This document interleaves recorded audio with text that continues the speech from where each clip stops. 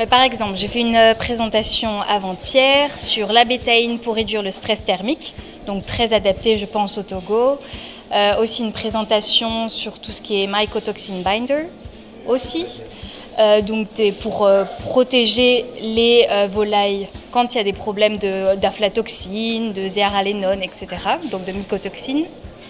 Et aussi donc du sélénium et un émulsifiant pour avoir un impact sur le coût de l'aliment, donc réduire le coût tout en ayant des bonnes performances, même s'il peut y avoir des variations dans la qualité de l'aliment par exemple.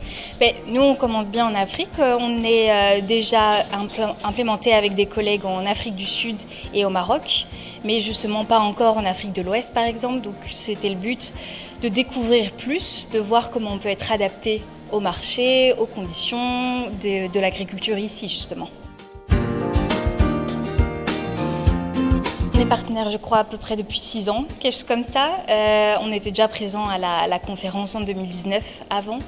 Et en fait, on fait beaucoup d'essais expérimentaux avec le CERSA. On en a déjà fait au moins 4, avec par exemple du sélénium et le produit pour les mycotoxines.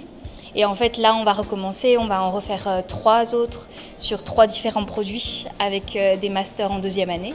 Donc aussi, c'est très intéressant. On peut augmenter le niveau de connaissance des produits et en même temps l'adapter par exemple au poulet de chair Sasso, donc local ici. Très concluant. Très concluant. On a vu une meilleure efficience alimentaire des poulets, mais aussi des poules pondeuses. On a aussi testé l'injection en incubation, donc in ovo, et c'était très concluant.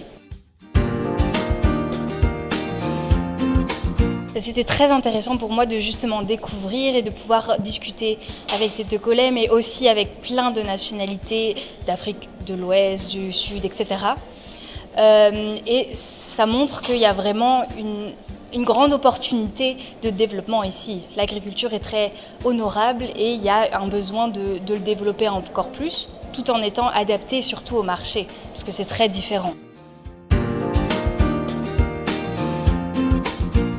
Nous, on aimerait développer plus d'additifs adaptés au marché, donc pour voir avec les races locales, par exemple les poultries Sasso, les volailles Sasso, pardon.